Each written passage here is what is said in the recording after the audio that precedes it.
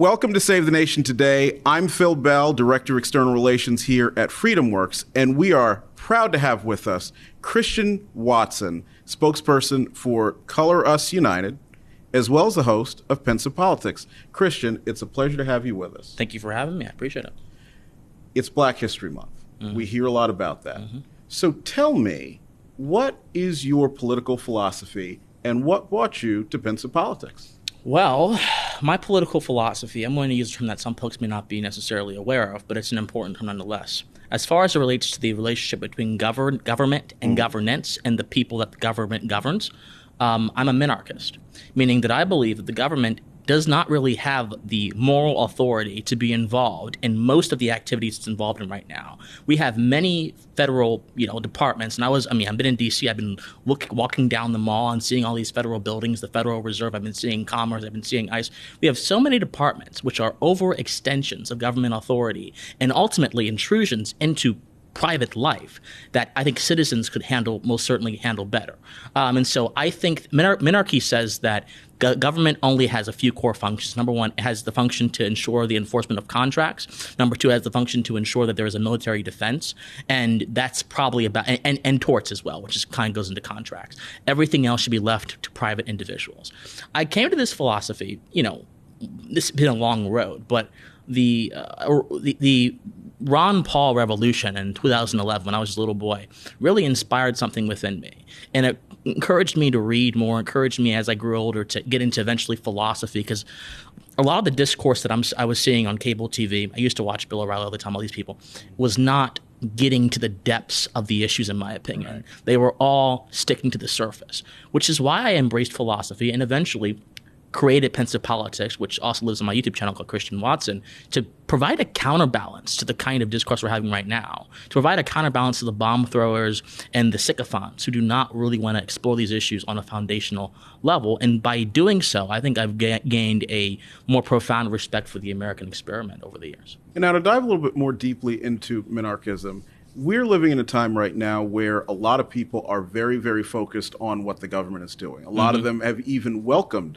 for example, with COVID, the government's response. What do you say to them to, get your point across and kind of pass the defenses they have where they say, well, I need government to help me?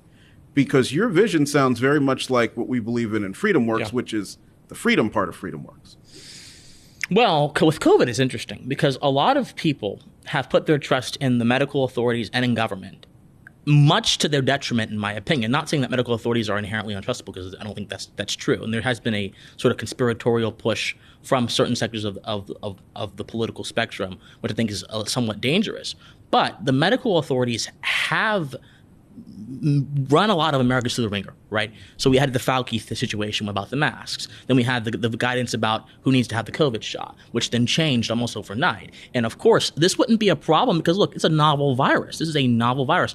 This wouldn't be a problem if the policies that were built upon that advice also didn't change and weren't so overbearing. So I would just say, when the government does something, it tends to have a certain kind of permanence to it. And that permanence can be a good or bad thing. I think throughout COVID, we've seen immense economic turmoil from the shutdown of economies. We've seen people getting arrested simply for not having a mask on.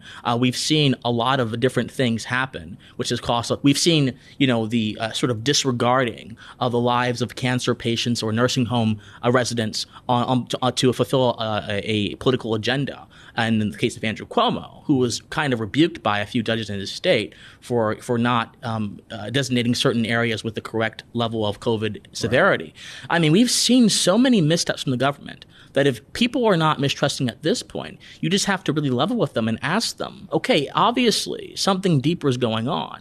You've been taught something deeper, or you've absorbed something deeper. The terms in which you regard the government are very profound in your psyche. Why do you believe this? And that's the question that we ask over at Pensive Politics. Why do you believe what you believe? Challenge your foundations, critically analyze them, then go about seeing if they're truth. As Emerson said, you have to test goodness to see if it be goodness. That's how any political philosophy can be advanced. But I think that it's how the true one, Minarchism, can also be advanced. And now, in the last 30 seconds we have here, I wanted to ask you, since you talked about a lot of this philosophy, What are your thoughts on BLM, Black Lives Matter? Because it's Black History Month and everybody wants to know. Well, I think the organization is a politically oriented organization which has illicitly claimed representation for Black folks in general, which is not how the real world works. Black folks are individual people with minds and mindsets and different religions and different values, and no organization can claim stake to all of them. So that's number one. I think number two, the term should go without saying, but I don't like how the term segregates the value of human life to skin color. I think any kind of, like, an all lives matter, I mean, I think that's probably the best way, but it turns off so many people because they see it as ignoring the supposed plight of Black people. So really, I'm not really a fan of the phrase or the organization. I think that human values should be rooted in individuality, and that's how we can go about addressing the racial divide in America. Well, let's hope that is how we address the racial divide, with individuality and minarchism. Yeah. Christian, it's a pleasure to have you. You too, man. Thank you.